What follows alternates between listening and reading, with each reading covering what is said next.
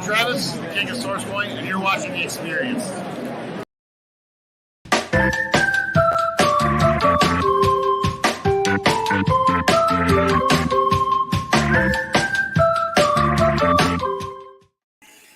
Hey, good afternoon, everybody, and welcome to the Dan Wickline Show here on The Experience. I know a lot of you are getting ready for tonight's live action debut of Moon Knight. Yeah, it's the only Moon Knight figure I've got. They don't have a good Hot Toys for him yet, but that's the best one I got for now. I'm going to have to fight the urge to just be Moon Knigget. You know, just make every Monty Python reference I can make. Just go ahead and fight that urge. Yeah, it's going to be hard, though. Okay. So that's dropping midnight tonight if you're on the West Coast, 3 a.m. if you're on the East Coast, which I cover the show with my buddy Paul over on Popco the Writers. And he always hates me because I get it at midnight and he gets it at 3 a.m. Mind you, it's the exact same moment, but I don't have to stay up as late to see it as he does. So he gets mad at me for that. But we'll be covering it on Thursday here. Tomorrow, I have a guest, Christy Shin, who's going to be talking about her new Kickstarter book. But today we are visited with, and we're going to talk with Pat and Rob of Cherry City Comic Con, and we're going to talk about the Gary Reed. I want to get this right. Well, it's Cherry Capital Comic Con. Cherry Capital Comic Con, Cherry City, yeah. Cherry Capital. Okay, Cherry Capital. I think Comic-Con. They're different places. Okay, I don't know. I don't know map. The Gary Reed Independent Creator of the Year, and this is the write-up for it, which I think is great. The Gary Reed Independent Creator of the Year Award showcases the best and brightest up-and-coming independent creators in comics. The late Gary Reed, comic writer, publisher, and mentor, spent his career supporting and giving a voice to independent creators through Caliber Comics, in addition to creating his own prolific body of work through the Caliber imprint. Gary embodied the absolute best of what the comic industry is all about: creative and compelling storytelling, a breakneck work ethic, and the mindset that you always pay it forward and invest in the next generation of creators. This award will bestow upon the creator that most espouses, I love that word, espouses, Gary's spirit. In addition to creating comics of their own, either self-published or through small press publishers like Caliber, the recipient of the award will be someone who always encourages, lifts up, and helps other independent creators on their journey. So they're taking nominations for it now over on the cherrycapitalcon.com website. And you can nominate creators that you think are worthy of this award. But we're going to talk a little bit more about it and the upcoming Cherry Capital Comic Con with Pat and Rob. So let's bring them on in. Gentlemen. Hello. Gentlemen, where? I use the term loosely. It's probably good with this crowd. You're too kind. Well, let's give the audience a little idea who you guys are and kind of introduce yourself and what you do, both in the industry and for Cherry Capital. Pat? Okay. I am the exhibitor relations director for Cherry Capital Comic Con. So I'm the one who holds the fate of all of the Artist Alley in my hands. So I oversee all that. Previously, I've handled media for the show, and just been with the show since like year 4, through volunteering and helping out and everything. And just as we've grown, so has our staff and the way we put things together and everything. So been doing that for now. It's, my gosh, almost 9 years. This is like the 13th. Is this the 13th or 14th year, Rob? And I know it's messed up because of the COVID numbers. Yeah, COVID messed a lot of things up. This is technically our 14th year, but our 13th show. 13th show. So yeah, because 2020 was canceled. So technically, Pat, you've been doing this for 10 years. No, man. I'm also a comic book writer. The 2 years ago, I published a successful anthology through Kickstarter and SourcePoint Press called Get in the Game. A bunch of 8-page stories, a bunch of 10 creative teams. So I'm familiar with herding cats. So yeah, that's been in around the industry quite a bit for a lot of years. So putting together an anthology and Artist Alley, yeah, that's definitely herding cats. And how about you, Rob? So I'm the executive director for Cherry Capital Comic Con. I, in my previous role with the show, ran exhibitor relations, Artist Alley. So Pat got my old job and I moved on. So my current role is now that I hold Pat's fate in my hands.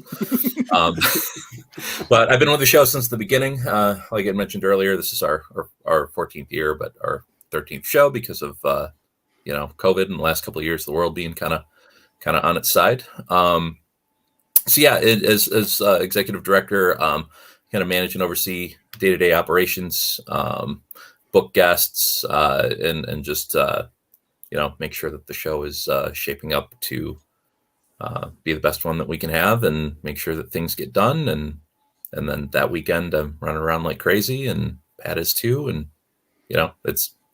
we are also the cats that Pat herds.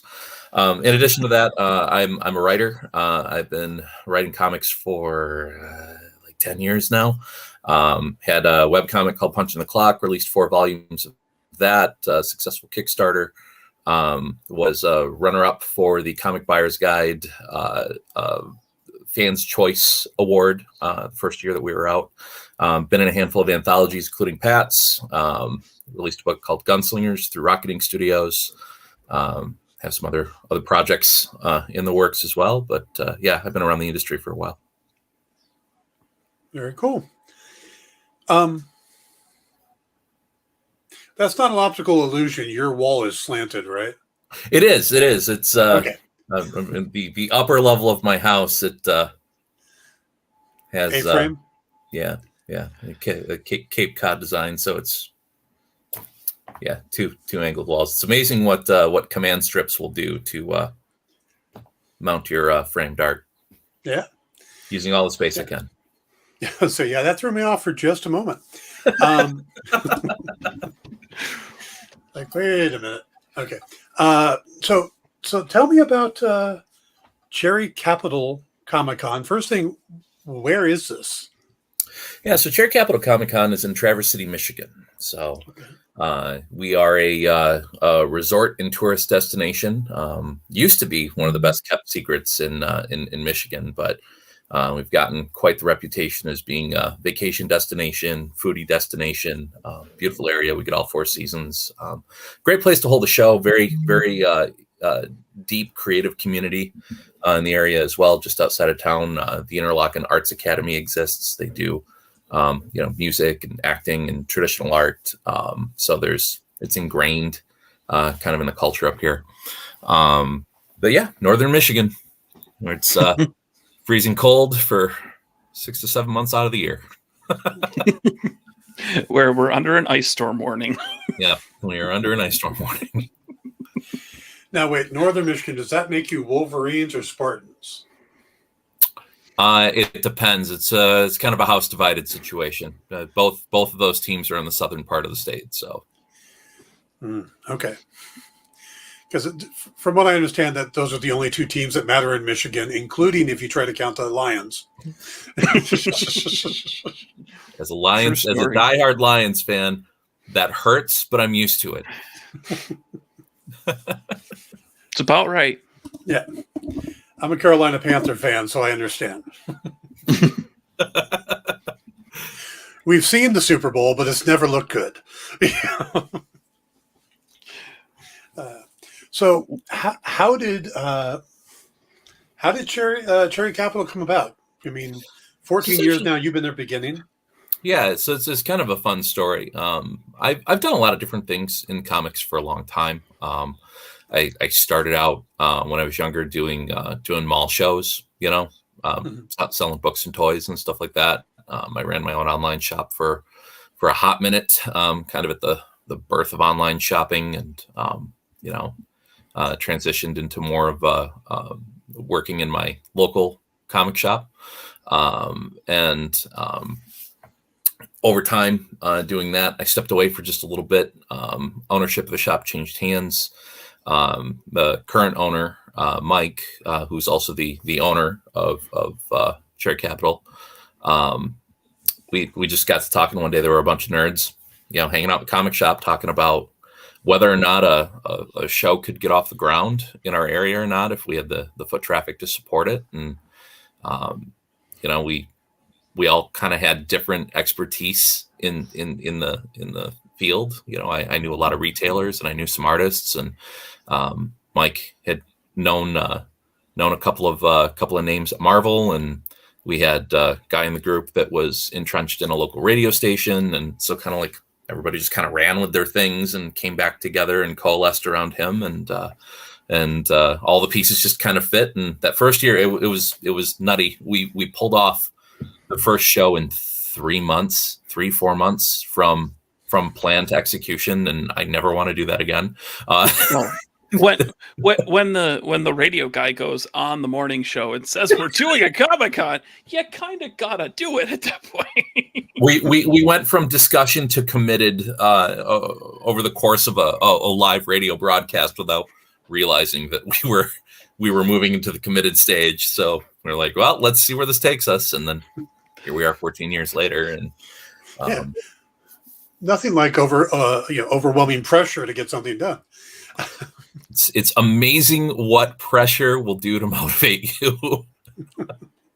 But yeah, it started as a small show. Our first guests that year, we had Tommy Lee Edwards and Daniel Way, and Joe Pruitt was that year, and Gary Reed was on hand for that first year as well. Yeah, in the early days, Daniel Way was involved in the show for a little bit, and was a big part of the behind the scenes, and over the years, like he's parted ways with the show, and other folks have stepped in and out. We currently run with a staff of about 10 to 12 people, so it's it's kind of become a big family unit. And I think that first year we maybe had 700 people through the door, which was way more than we were expecting on such short notice.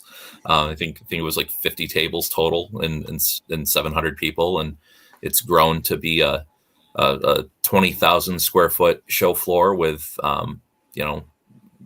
80 or so artist alley tables, a dozen guest tables, numerous 10 by 10 booths of retailers, full panel room, game room, after hours events, costume contest, top to bottom. Like it's the full, we started as a 2-day show, and we're the full 3-day experience now. So it's been a wild ride.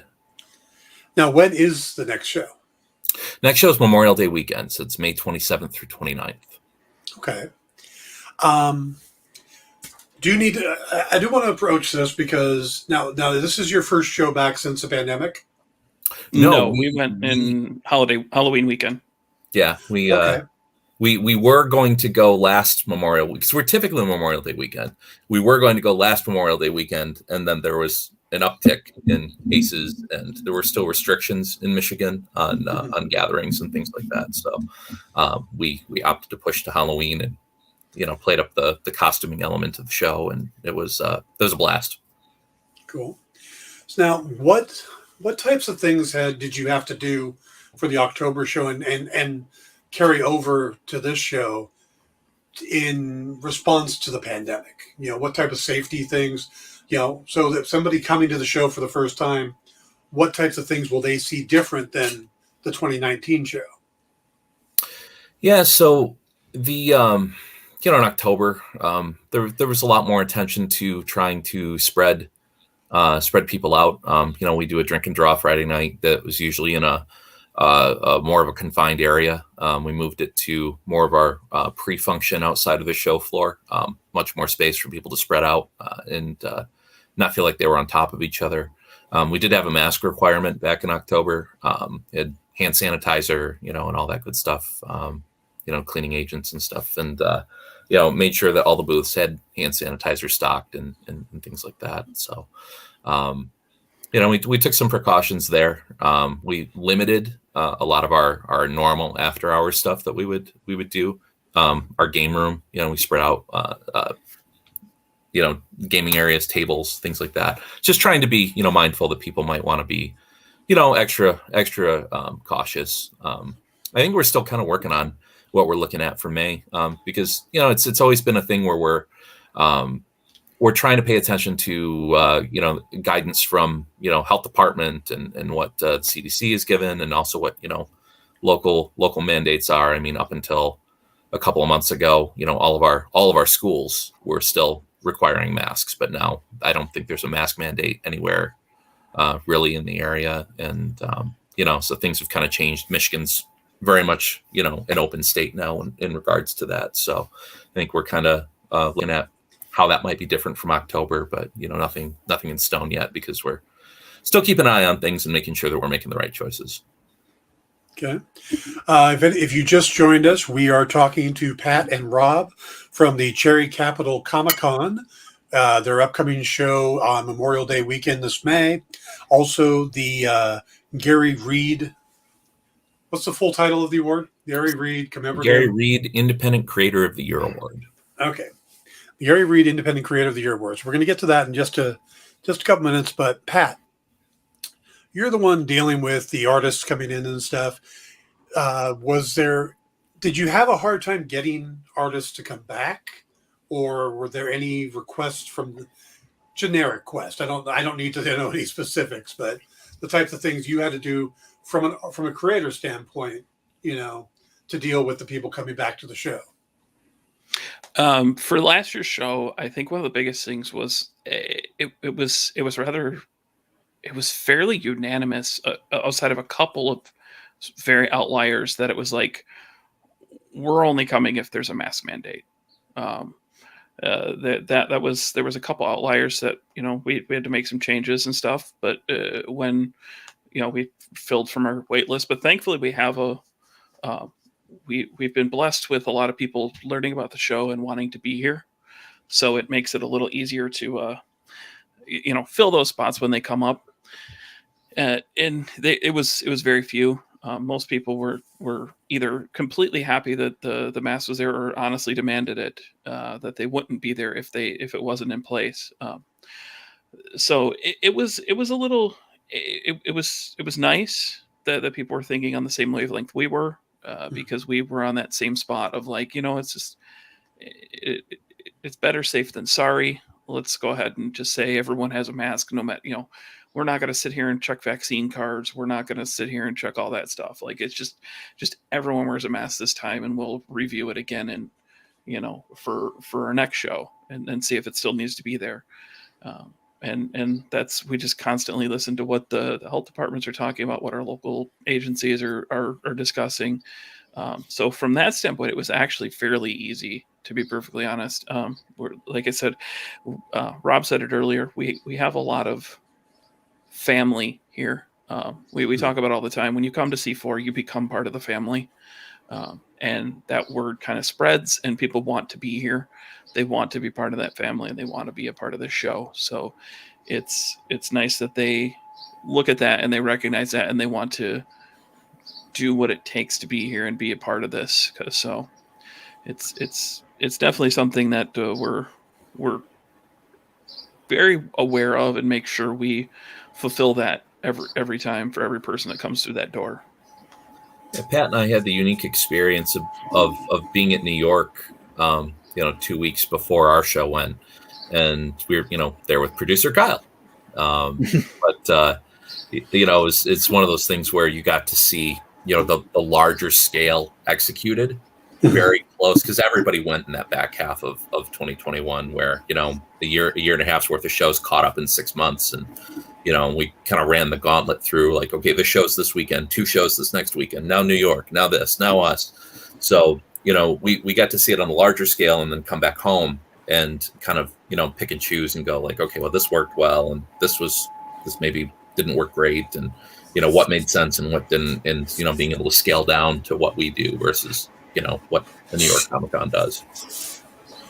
Okay, this question just popped in my head, and I'm kind of curious. Why is it called Cherry City or Cherry Capital? Because Traverse City is the cherry capital of the world. We're the largest tart cherry producer in the world, and we have the National Cherry Festival in town every summer. So we just kind of steered into that. Most of the areas, it's very like I had mentioned earlier, it's very tourist and vacation destination driven, but everything is marketed around that tart cherry crop. It also makes a nice acronym, C4.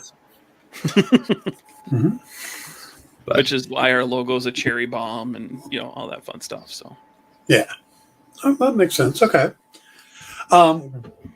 Since we talked about guests coming to the show, what do you got coming up this year? Who are your guests? Yeah, we've got we're doing a full Thundercats cast reunion. We have Lynn Lipton and Larry Kenny and Peter Newman coming. So that's the voices of Chitara, Lion-O, and Tigra, among others. They all voiced multiple characters in the show. So this is the first time that the three of them have been together in a few years. So this is a full-on reunion, and to my knowledge, at this point, the only show in the U.S. that a full cast reunion is happening this year. People can correct me if I'm wrong on that, but I haven't heard of anybody else that have booked it. So we're super excited to have them on board. We also just announced we have Aaron Miller, who is a award-winning artist. He's done a lot of different things for a lot of different properties, but kind of the big draw for our show is he's a pretty prominent artist on Magic the Gathering, which we're also doing our first, fully sanctioned official Magic tournament this year at the show. So having Aaron here to be a part of that and to meet fans and for people to be able to check out his artwork and that's really a big deal for us. We have Jay Foskett coming to the show. Jay's what we like to call a repeat offender. He's at the show quite a bit, but he's absolutely wonderful and fantastic. He's done a ton of stuff for Marvel, for Disney, for Jim Henson Studios. He's got his own own book called Bodhi Troll, Dead Duck and Zombie Chick. He's done a bunch of stuff. Tons of great Marvel covers out there for Rocket and Groot, and he did a couple of Spider-Geddon covers and Deadpool and a handful of other things. Comfort and Adam. Plenty of Source Point covers. Oh yeah, he's done a bunch of stuff for Source Point as well. Floppy Cop, including the Good Boy C4 exclusive variant. Yeah, Good Boy is a big deal, and that was a really cool thing to have him on board for. Comfort and Adam are coming to the show as well. They do a webcomic called The Uniques, which is also available out in print, I believe. They have a book called Rainbow in the Dark. They have a huge following online. We've booked a handful of others. Some announcements are still pending. I believe we've announced at this point Daryl Banks from Green Lantern is coming to the show as well. Nice. And more announcements in the next couple of weeks as well. We're locking in a couple of last minute guests. But a great we usually have fantastic artist alley. Artists like Dan Doherty, Seth the Moose, Kaylin Smith. We have DJ Corchin coming this year, who's a children's author, and all those folks are also teaming with Jay Foskett. They do a web show called Call It a Draw. It's a live sketch, kind of a Pictionary meets Whose Line Is It Anyway? Yeah, impromptu sketch show.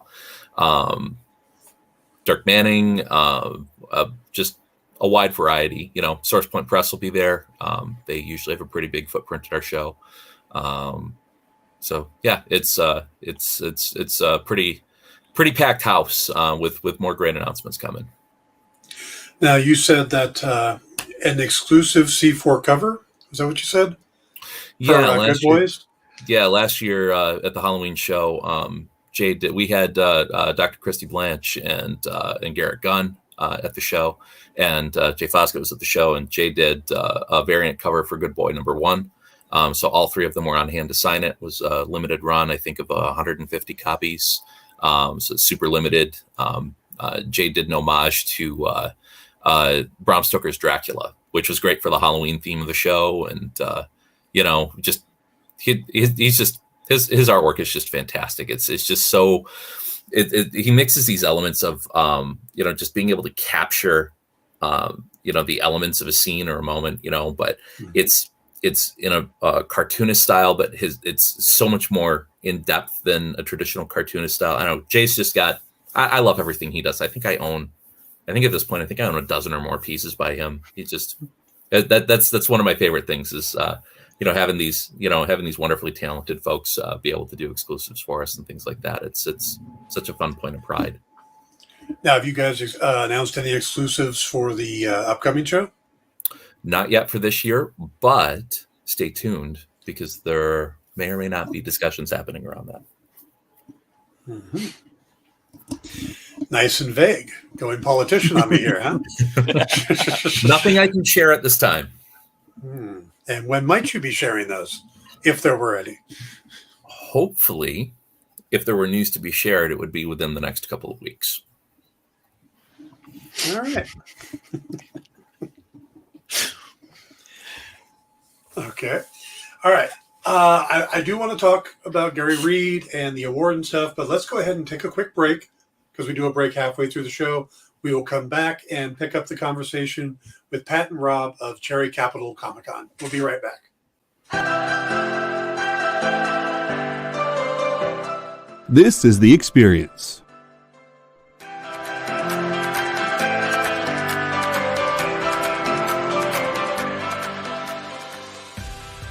Good afternoon, everybody. Hey there. Hi there. Oh there. You're as welcome as can be. Hi, I'm Nancy McCann. Welcome to Friday Night Live on The Experience. Welcome, everybody. It's Fat Jack's Comic Crypt. Brendan, Al, Jason, hanging out. There I am. Welcome back to Kicking It with Henry, folks. I am your host, Henry Kumpa. It's great to be here with you guys. So we are going to talk about books that are in stores this week. Hi, everybody, and welcome to Mishmash. Hello, and welcome to the Black Comics Universe, presented by Peep Game Comics. And you gotta love it that the first people in the minute to skim it are creators. Up, everybody! Welcome to another Wednesday Warriors. My name is Joey Galvez, and this is my pal Ambrosia. Hey, everybody! Welcome to Space Cadet. Hey! What's up? Welcome, everyone, for another episode of I Must Ask You a Question. Hi, everybody! Welcome to Nerd News Now. Hey, this is Rex. Welcome to Comic Collectibles. Hey, hello, all you happy people. Welcome to the Dan Wickline Show. Hi, everybody, and welcome. This is the crazy show that we do on Thursdays called What's in the Box? What's in the Box? Comic culture and sales.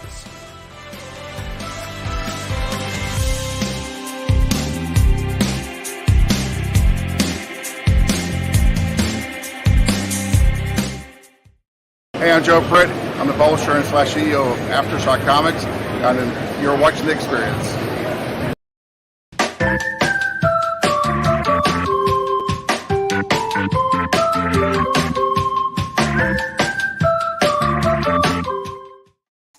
Hey, everybody. Welcome back. We are talking to Pat and Rob of Cherry Capital Comic-Con, which is coming up on Memorial Day weekend up in northern Michigan, and we are going to talk about the I've completely lost my place here. Hang on. We're going to talk about the award, but we are joined. That was the cover. That was the Jay Fosgate cover from last year. Mm-hmm.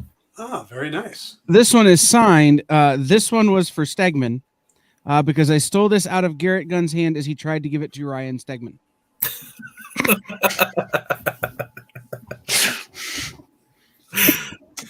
Yeah. Of course, it's unplanned for Kyle. Kyle posted earlier or said earlier that the Experience will be back at the show this year, which means that Kyle will be there. But please don't hold that against the show. It'll still be a good show whether Kyle is there or not. I just hand out candy. Like, I don't do much. Like, I will sit at the table with buckets of candy and like the experience on in the background, maybe just take a nap. And by table, he means the white van in the parking lot offering you candy when you walk by. No, like I have a table. It's pretty great. Like, you know, he doesn't. It's a white van in the parking lot now. No, it's just a place the table stored in the van. He pulls it out of the van. No, it's a little plastic folding table. Yeah. The whole reason I have a table is so I can stash the stuff I buy. It's the whole purpose. It really is. It's true. I shot pretty good at this show, but no, it's the experience of either we were there last year, we had a great time, and you know, it's one of my favorite shows to do, mainly because they have axe throwing at the hotel. There is axe throwing. Nothing to do with these two guys that are two of my best. No, none of that. The people throwing axes at you were trying to get you and your van out of the parking lot. It's true. Dan is my new favorite person. Hit the Kyle, win some candy. That's right. Way more violent whack-a-mole. Oh, wow. But he laughs funny when you miss him.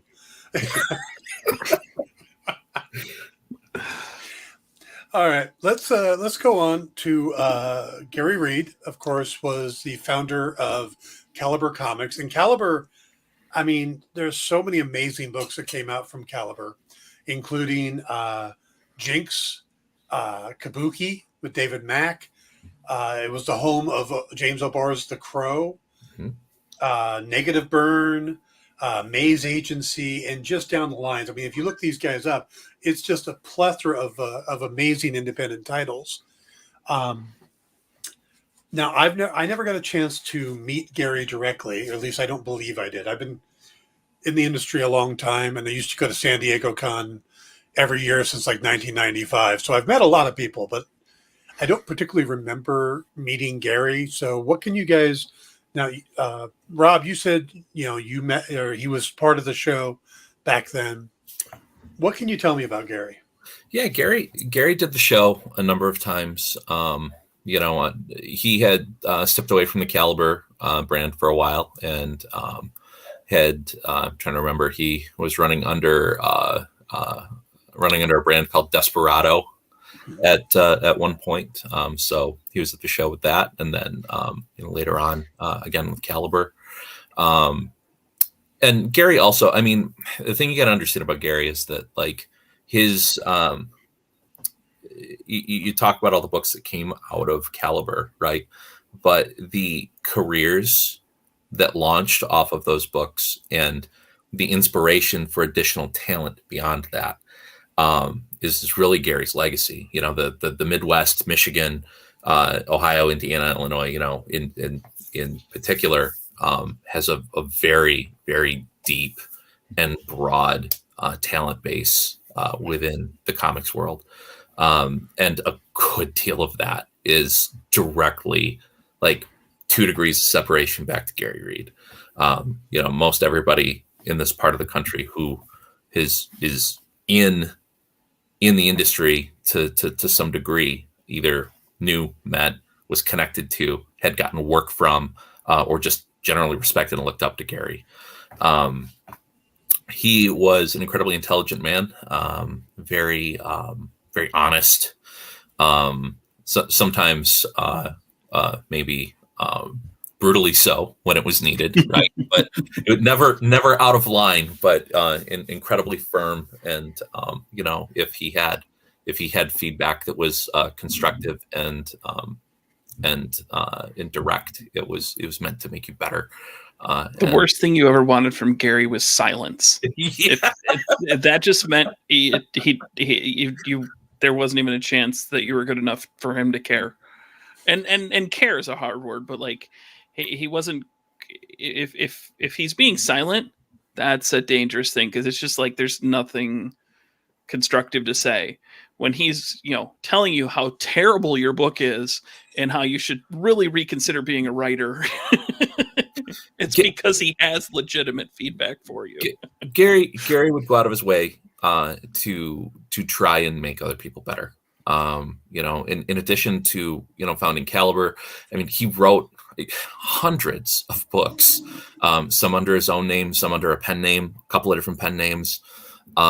He ran a comic shop in Michigan, it's now Green Brain Comics, down in the Detroit area. He had sold the shop years ago to the current owners. He also was a professor. I mean, he taught. He lived investing in a younger generation and trying to teach people to follow their passions and to get better, right? To hone your skills. And but I think the thing that resonates with me, that you could talk a lot about Gary's legacy, right? In terms of what he did for the business, but I think what who the man was is really the reason why, after he passed unexpectedly, why we all just kind of doubled down and said, like, no, we have to find some way to honor him. This is a guy who would go out of his way and lived by that creed of, not only investing in other people and, putting the work in, but he also knew enough to, Dennis Barger from Wonder World Comics was really close to him, and he said it best a couple of times, and had talked about it he spoke at Gary's service, and if I remember it distinctly, he had a list. He came up in front of everybody and read off it. 10 things I learned from Gary Reed. Life lessons I learned from Gary Reed, and he told a story about how at one point Dennis is like breaking his back, working his butt off. And Gary was like, go home to your kids, family first, and, so Gary was all about, that hard work and honing your skills and getting better, but like also knew enough to say, like, no, you have to break away and you have to invest, you have to invest in that spiritual side of, like, my family's important to me. I need to break away. I need to have that time with them. I need to build those memories. So just who Gary was as a person just shone through, in a lot of different ways, and made an impact on a lot of people, myself included, Pat, Mike, everybody at Chair Capital. And that was, like I said, it was just, it was one of those things that when the news broke that he had passed, that, we were like, we have to do something. And because there's never going to be another Gary Reed. They broke the mold with him, and anything that we could do to help his legacy carry on and keep his memory alive was important to us. Yeah, and his wife and daughters basically said it best when we talked about it. Gary'd love everything about this award except the fact that it's named after him. Yeah, he was a guy that did not like that type of attention. So it's something that we always kind of, he's a very, very humble guy, right? Like, and we always kind of talk about that, like, he would be so angry that he had an award named after him, but the intentions behind it are pure enough that I think he'd let us off the hook. So. All right. Now, how many times has this been awarded so far? Yeah, so there have been five. This will be the sixth award. It's awarded yearly at the show. The inaugural winner was Seth the Moose. Other winners include Dan Doherty, Travis McIntyre, the former Casey Pierce, Casey Robertson. I think Casey Pierce is still her pen name. Yeah, and Josh Warner last year from Source Point. Very cool. Now, so what is it you're looking for? What it's on the site, but what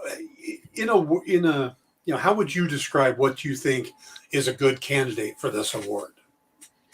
So this is actually it's not even just the con. We're kind of facilitating this. It's been, there's a committee put together on this that's made up of now prior winners, the comics media, comics professionals, comic store owners. So it's a varied group. But I think some of the biggest things is just you're making sure that you're not stepping on people. You're doing that. You're doing that work where if someone comes up to you and is looking for honest feedback, they're looking for something from you. You're not just shoving them away and saying, "Hey, buy my book, buy this, do that." It's you're taking the time to really invest in that other person, and it's things that are very obvious. You can't hide that type of thing. It just gets noticed no matter what, because there's always people looking. There's always somebody looking, and most of these interactions, many of these interactions happen at cons, happen at events where there's other people around, and to see these. So I think that is really the heart of it, because Gary gave feedback freely. It wasn't, oh, you've got to earn the ability for me to talk to you. Even if you were legitimately looking for feedback, he gave it. He was honest, and he'd never pull a punch. You would walk up there, and I mean, Travis has a great story about that with just his Bayani book, and Gary just ripping into him and saying, "You know what? Maybe edit or and really Travis was already looking that way anyway, but it was just, he has a great story about it. I won't ever steal his thunder, but it's a perfect story about it. We have Gary to blame for Source Point Press. I mean, those band of fools. And those guys, I mean, that's why there's, their top two people have won the award, because they're living that mission. They're living what Gary did. They're pushing that envelope. They want new up and comers. They want people to succeed, because they know that the more people succeed at comics, the more comics there are, which means there's more audience, which means there's more sales, which means there's more, like, if people don't share their knowledge freely and help the next generation come along, the medium dies. It just can't exist without experience. And it's seeing those people who are doing those things, who are taking that time to say, hey, you know what, maybe look at these things, maybe try this, maybe that. And all that time, they're still creating their own amazing content, either through editing or publishing or inking, coloring. It's not just the writers, it's not just the pencilers. Those are the most celebrated people in the industry, but there's so many others in the background that are doing the same work and putting out that content. So I think for me, one of the things that I see is a kind of an overarching trend in the people who are nominated and subsequently finalists and even the winners, is that there's an undeniable sense that these are people who don't see comics as anything but a community in which to participate. And when everyone succeeds, then they succeed, right? When your friends succeed, you succeed. It's not, I think you can go two paths, right? Like, Dan, I know you've done quite a bit. You've had books out, right? Like, know a lot of editors and creators, and there's those type of people that are either of the mindset of like, how do I get ahead despite what other people are doing around me, and maybe at the cost of those people. And then there are people who are, hey, we're on the same team. Where can I help you? Where can you help me? Let's do this together, right? It's a community effort. It takes a village, right? And thinking back on previous winners, guys like Seth DeMoose, his mantra has always been one team, right? It's we're all on the same team here, and anything that I can do to help you along on your journey helps me along on my journey. Thinking about someone like Josh, who won last year, if you look at just about every book that comes out through Source Point Press, Josh has had his hands on it in some way or another, in helping with the production of that book. And he creates his own work too. He's got his own books out, but he's got himself entrenched in helping wherever he can to make other people's projects come to life and be a reality. Thinking about people who have been, at least in my opinion, right, that have been nominated or have been finalists and maybe haven't won yet. People like Jay Jaycott, who was a finalist a couple of years ago. There's a guy who, is a fantastic comics mind. It's a wonderful art style, brilliant storytelling ability. But when you talk to him 9 times out of 10, he's almost always working on somebody else's project, flatting pages or, giving recommendations, or, helping with story points or editing. I mean, these are people who just freely give and, with no personal gain in mind. And part of that application process, right, that nomination process, it's an open nomination. Anybody who's a fan of comics that knows an indie creator can nominate someone. Anybody who's a pro in the industry can nominate someone. But it's really the content of your nomination that matters, right? You're given a space to freely give your thoughts, like explain why, give us a good reason why this person should be a recipient of this. And then that's then taken and digested. And, as Pat had mentioned, there's, a committee of people that, we didn't want it to just be about us. There's representatives from the show on the committee, but every year we try to rotate out previous year's winners on that committee. We try to pick somebody from comics journalism. We try to pick somebody from comics retail and have them weigh in. And they're given a list of, here's all the nominees. Here's all the verbatim comments of what people said about them. We're not telling you who got nominated. We're not telling you who nominated who. We're not telling you how many times somebody got nominated, because it's not a popularity contest. It's not about volume. It's about, it's about quality. So the folks on the committee each year are left with just the meat and potatoes of who these people are, what they do, and why they should be considered. And I think the results have been pretty fantastic so far. Every year, I mean, every one of those folks deserve to win. And it's so amazing to see the community rally around them too, because these are all genuinely decent people too, right? Like that there's a reason why they're there. So right. It's been a blessing to watch, to watch that evolve and the community spirit around it grow. Now, how many nominations did you get like last year? How many different people were nominated? It varies year to year. You never know. It's only about 5 years old, right? So those first couple of years is a little light, Last year, I think we had over, if I remember correctly, we had over 40 different people nominated for it, from multiple countries. Like, it's not just in the US. Like, we've got nominations for folks in Europe, and it's wild to see those come in. So, and that's not counting like the number of times, because obviously some people get nominated multiple times, but I think over 40 different people at one point is the most that we've had. That was last year. Okay. You said 40. That's quite a bit.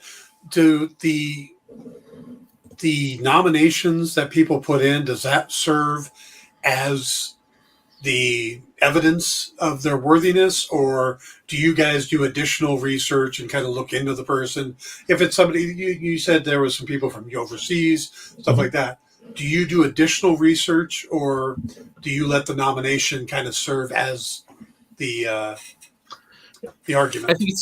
I think it's a mix of both, right? Like, every one of the nomination forms asks for, give me a link to where I can find this person's work. So, a review can take place, right? So the folks that are brought on to the selection committee will get, a document that has, here's the nominees, here's the verbatim comments about the nominees, here's where you can find their work. And each person on that committee can do, as little or as much research as they're comfortable with. If they want to let it be just the nomination form, then, so be it. But we give them the tools to do the research and look into, and actually go review the work and see what they're out there doing. And, the nice thing about it is that, it's a staggered process, right? Like, those nominations come in, we take nominations from comics pros, comics fans. And then when all of the committee members vote, there's a first round of voting where they choose 3 people from the Comics Pros category and 1 person from the Comics Fans category. So there's representation on both sides. And then they basically get those 3 and that 1, so they get 4 selections total. All of those results are gathered up at that point from the selection committee, who's ever gotten the most votes in the Comics Pro category. The top 3 there go into the finalist category, and whoever's got the top most votes from the Comics Fan category from the selection committee also goes into a finalist category. And then there's another round of voting by the entire committee to choose from the finalists to then declare, a winner. And it's all, the panel of judges is allowed to discuss, not publicly, but amongst themselves if they want to compare notes. I've seen some years where, some of the judges will have had an open dialogue about, how they feel. And then other years, there's certain judges that prefer to keep their vote to themselves. And and I've seen a mix of it. So it's always kind of a unique experience each year, but we tried to dummy proof it enough up front to keep it from being a popularity contest, to really be based on merit, and, that there isn't a way to rig the system at all, that it's, rotating judges every year from different areas of the industry. The actual criteria from the nomination forms, and then, the multiple rounds of judging. It's you're left with a pretty refined group at the end as finalists. Now, the nominations have to be in by May 1st, I believe. April 1st. April 1st. April 1st. April 1st. It's this Friday. Oh, okay. So if you are thinking of someone that might be a good choice, check out the Cherry Capital cherrycapitalcon.com is the website, correct? Mm-hmm. Yeah, cherrycapitalcomiccon.com will get you there too. Okay. And so, get your nominations in. Also, take a look at the website and check out the show. It's coming up on Memorial Day weekend this May. I want to thank you, gentlemen, for joining us. I got to cut it just a couple minutes short. We got some breaking news we need to cover, but I want to thank you guys for coming on and talking about the show and the Gary Reed Award. So thank you for being here, guys. Thanks for having us. All right. You two take care, and we'll see you soon. All right. We have a bit of breaking news. Kyle, want to come on for that? Well, I got to unmute my microphone to do it. So this literally just dropped 4 minutes ago, and it pertains to the experience, so I figured we would break the news here first. Tomorrow night, during the Comics Collectibles show with Rex and John, we will have one of what I understand is like 4 known pages of Werewolf by Night. Number 33, the first appearance of Moon Knight. 33 is the second appearance. 32 is the additional. But it's the opening. It's his opening story, the 2-part appearance. Yeah. So we have that. That will be offered on the Rex and John show tomorrow night, as well as an original cover for Moon Knight #1. It's a variant that John Romita Jr. did. They'll both be offered on the air tomorrow night with Rex and John here on The Experience. There is a link I will be putting in the comments. I was more prepared a minute ago. To the CBR article with more details and a link for the show. Yeah. The Moon Knight page, it's page 2 of issue number 33. That's technically the second appearance of Moon Knight, but still really early. It's his first story, though. It's his first story. I believe that's Don Perlin doing the artwork on that. I don't have that information in front of me. That should be Doug Munch and Don Perlin. And the page itself, it has Frenchie, it has Moon Knight, it has an unconscious Werewolf by Night. So you get the 3 main main characters that you want on the page. It's a really good looking page. But again, it's the second page of issue number 33. The John Romita Jr. cover has the more this particular uniform of him, and it's him on top of a building, which is Want for Heroes, but it's in a downpouring rain. This cover was released back in I want to say August, or it was like that. Yeah, August or September. It was Marvel. It was Moon Knight #1, and they released two versions of it. There was a variant. It was the variant cover for the book, but there was also a Virgin version of it, which didn't have most of the trade dressing, but it still had the word Moon Knight in the top corner. It's one of the interesting ones. Normally, the Virgin covers have no writing at all on it, but it still had kind of a subdued version of the logo in the background. Yeah, absolutely. Like I said, this is just developing. I literally got the email that this was happening 10 minutes ago or so. Yeah. It's saying that the page itself is being offered for $75,000. Well, we weren't going to talk about the Brunos of the whole thing because, that's, we weren't going to. But the Romita Jr. cover is much more affordable. Yeah, by comparison, yes. Right. Like I said, we weren't going to talk about the Brunos of the situation in terms of currency because that way it leads to demonetization. But anyway, we are gonna mention that they're available tomorrow night on the sales show with Rex and John and AR from AR Comics.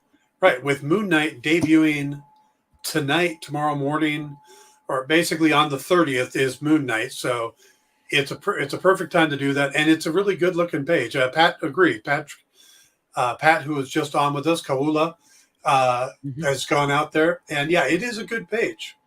Yeah, no, it's a great page. Like I said, it's Nick emailed me that this was happening on the show, and I went, "Oh Lord, this is," like, he goes, "time sensitive breaking news" in the email, and I'm like, "Oh no, this is bad news."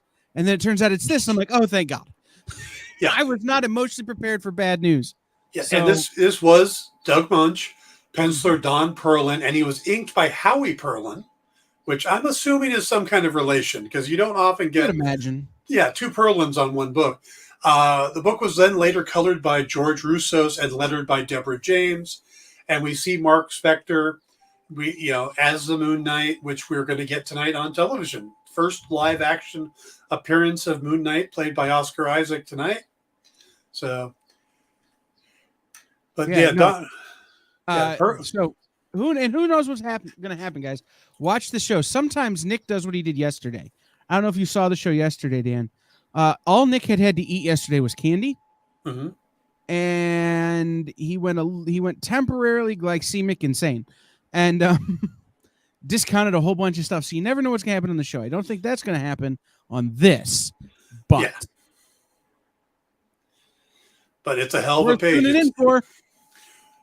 This is for your big time collectors, the guys that want the important pages, the important issues. So if you are considering yourself a real big time collector in the original art market, this is a page you want to have in your collection. Moon Knight, he's just going to skyrocket. Right now, he's still kind of our character. He's the comic industry's character. Tomorrow, people are becoming more and more aware of him. Tomorrow, he's let loose on the world. Tomorrow, the whole world will have been fans of Moon Knight for years. Oh, yeah. The bandwagon is going to be overflowing. It's super true. Yep. So, so stay tuned for that. We'll have more information available on our socials and stuff in the coming hours as this story develops. Mm-hmm. Hopefully we'll have more details by the time Dan and I are back on the air in a couple of hours. Right. So stick around. What's our lineup for today? We've got Black Comics Universe with Junie Ba, who has the TMNT special out this week. Which I've read, and it is brilliant. Mm-hmm. Absolutely agree. We'll talk about that on our show. Then Minute to Skim It with Miss Jen. And then in stores this week with Dan, me, and I think Jay is coming back. That guy over there. Yeah. I think. So stick around for that. Thanks for coming by. Tomorrow I'll be back with Christine Shin. And her book, which is I don't remember the title, but it's some kind of demon bitch thing. I swear to you, it is. So it's a Kickstarter for that. So come back for that. And then on Thursday, we will do a deep dive into the first episode of Moon Knight. So stick around here at The Experience all night long. Great shows coming up. See you later.